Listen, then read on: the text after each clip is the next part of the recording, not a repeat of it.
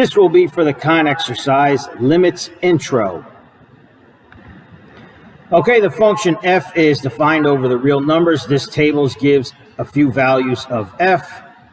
Okay, so you can see the x values in this column and the y values in this column. Remember, f of x is the same as the y coordinate.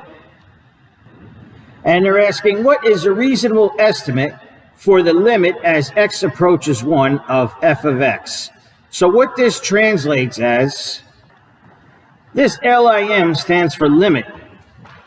And what they're asking here is, what does the y value approach as x approaches 1? So I put approach in all caps because you're not necessarily evaluating the function at x equals 1. You basically want to see what the graph approaches. Okay, now we don't have the actual function here, so we can't plug in any numbers, and we don't have the graph either. However, we do have this table here. And as you can see, they plugged in x values that get closer and closer to 1.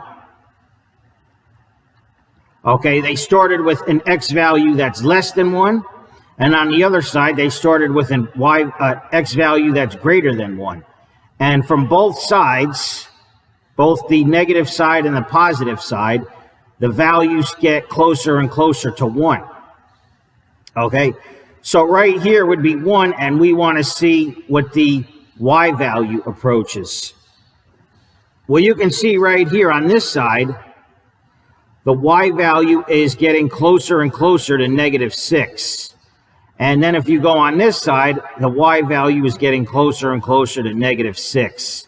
Okay, so I'm going to say y approaches -6.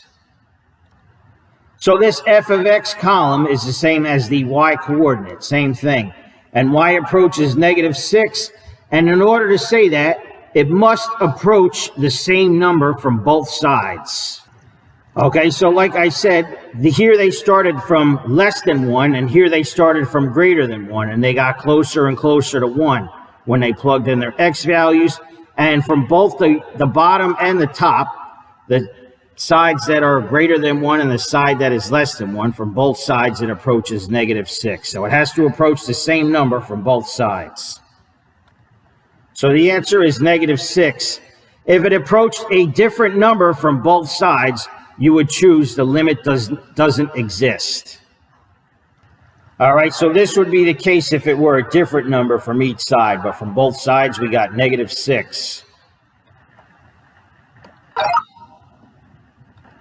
Okay, the function f is defined for all real numbers. What is a reasonable estimate for the limit as x approaches 4 of f of x? Okay, we're looking for the what y approaches when x approaches 4. All right, so x equals 4 is right here. Okay, this line would be x equals 4.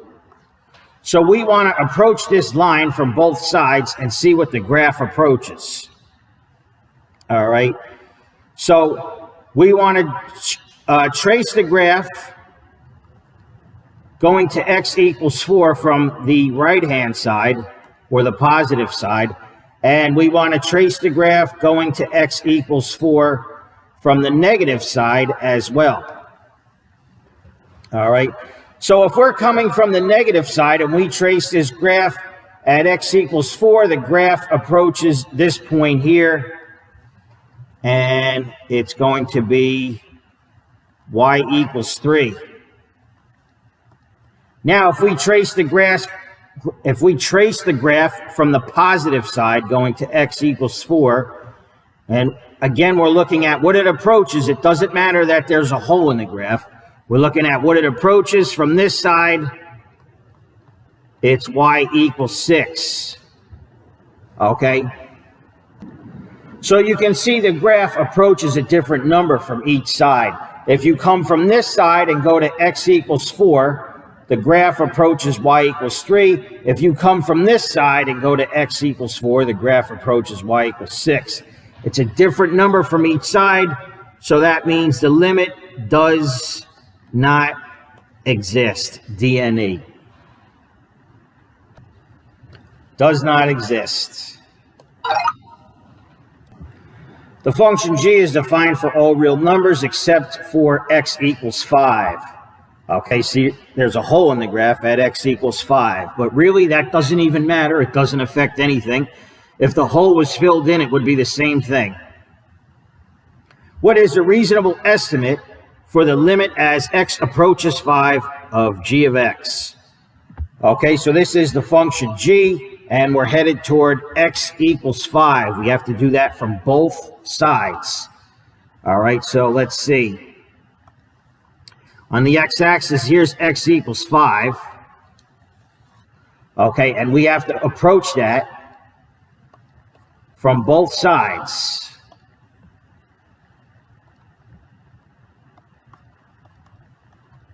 All right, so I'm going to erase that pink line I made. And it's pretty simple. Do it in a different color. If you trace the graph to x equals 5 from the left-hand side, you go to x equals 5. The graph approaches this point. It doesn't matter that there's a hole in the graph. It's what it approaches. Okay, so this point is what the graph approaches, and that's y equals -2. And then if you come from the other side and go to x equals 5, if you trace the graph, same thing.